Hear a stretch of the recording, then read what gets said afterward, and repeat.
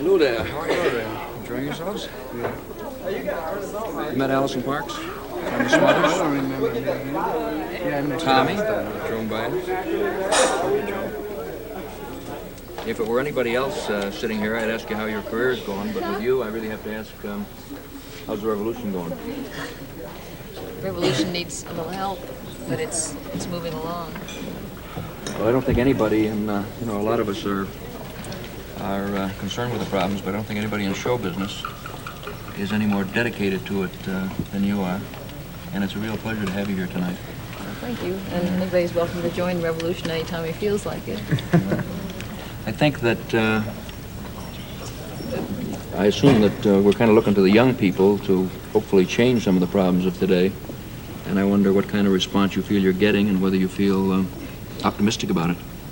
Well, I think first of all you look to anybody. I mean, I'm not one of those don't trust anybody, over 30 types, because I think anybody I've ever met has capacity to change, and I would say that there's one big change everybody has to make, and if we can do that, then we'll survive this century. If not, I don't think we will. And that would be my idea of revolution, which is when each man realizes that he doesn't have the right to take another person's life or to take part in that.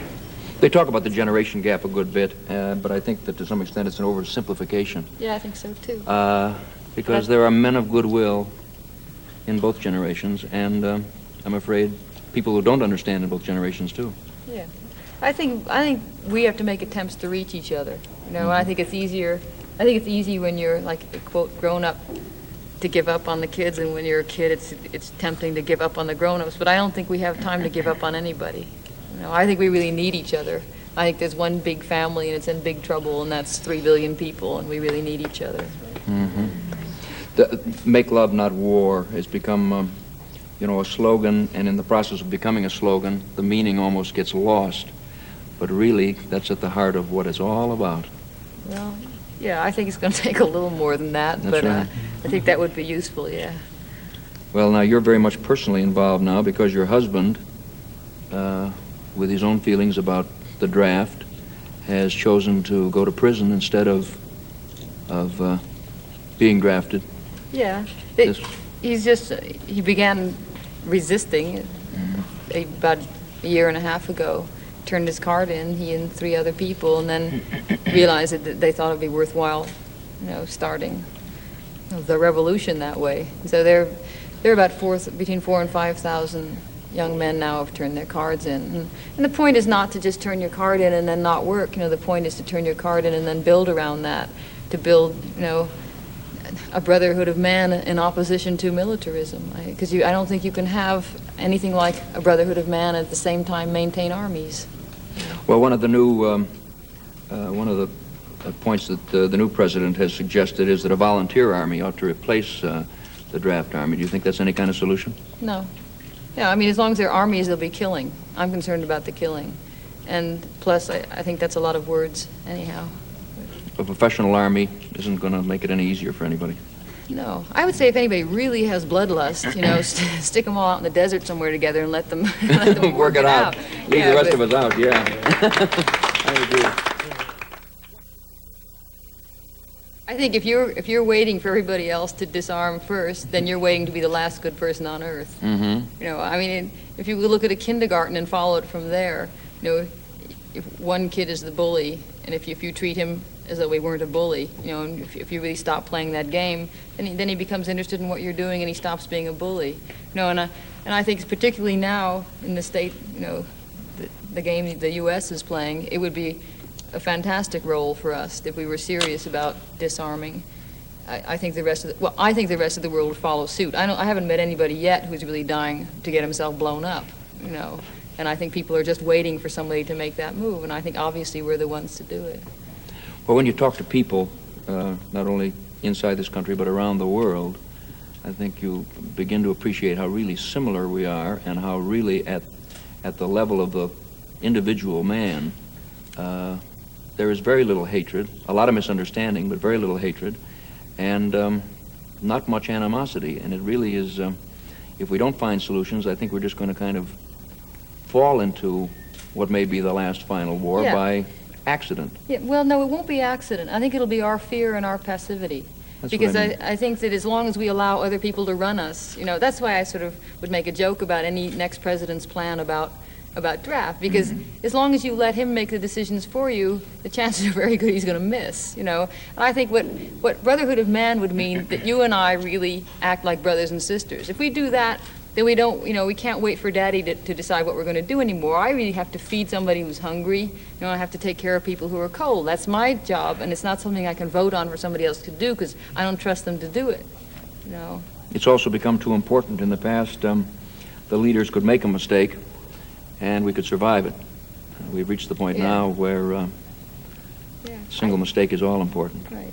You said the Brotherhood of Man that everybody really, when you get down to it, doesn't really hate anybody else. Well, I think because I don't like Italians.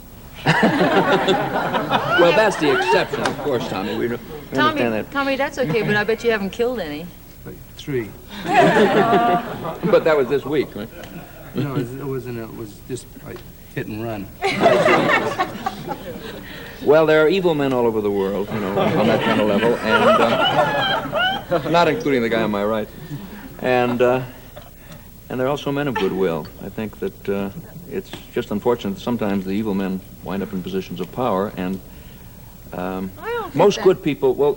I don't think that's even it. I think that's too easy. I think it's our stupidity that allows us to go on letting people run things for us.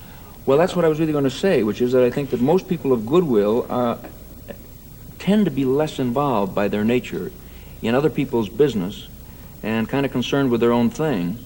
And then in the process, those who make a thing out of minding other people's business get us into trouble. So we've reached the point where men of goodwill who might otherwise simply be doing whatever their own thing is have got to be concerned with the bigger problems. Right. I think you're right. There's a traditional do-gooder, kind of sits in his corner and wishes well. And what I would call myself and the people in the resistance would be nonviolent soldiers, because we really have to fight. I mean, you have to be aggressive can you swear on this thing?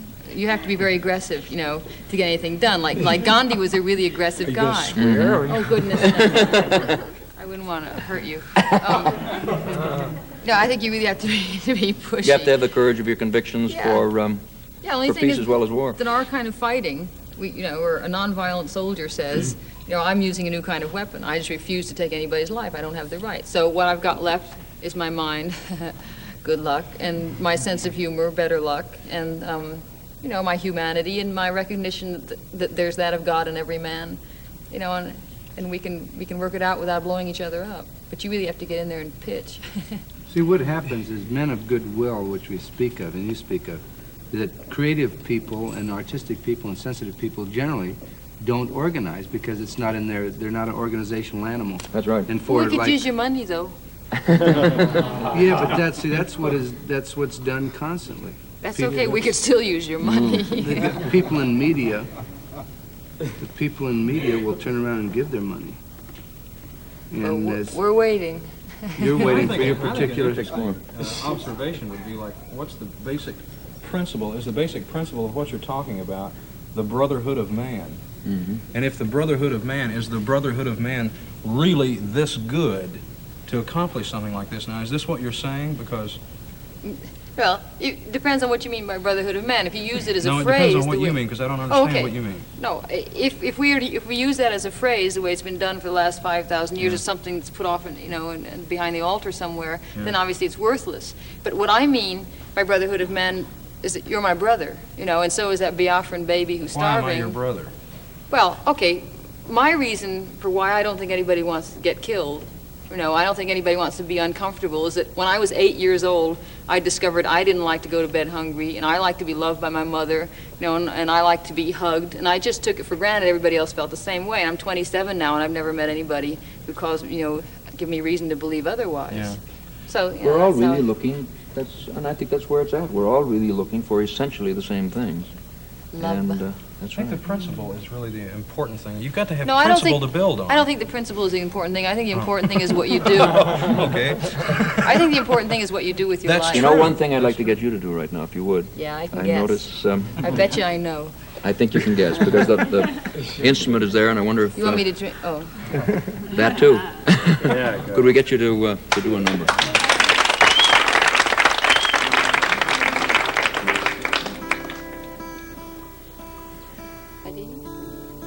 In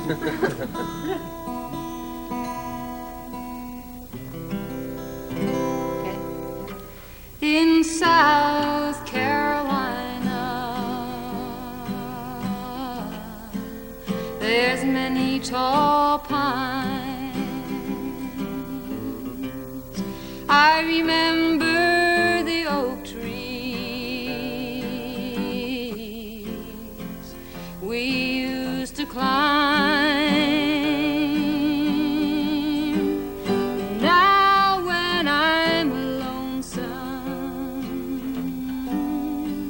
I always pretend I'm getting the feel of hickory wind.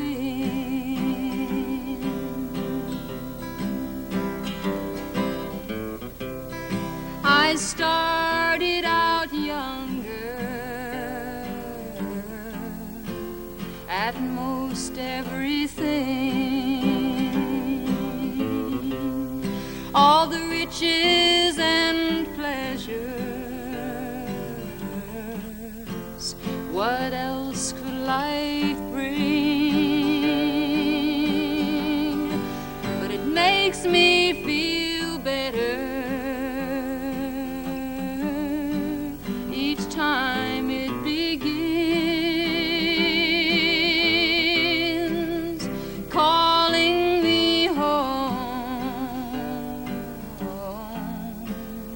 hickory wind.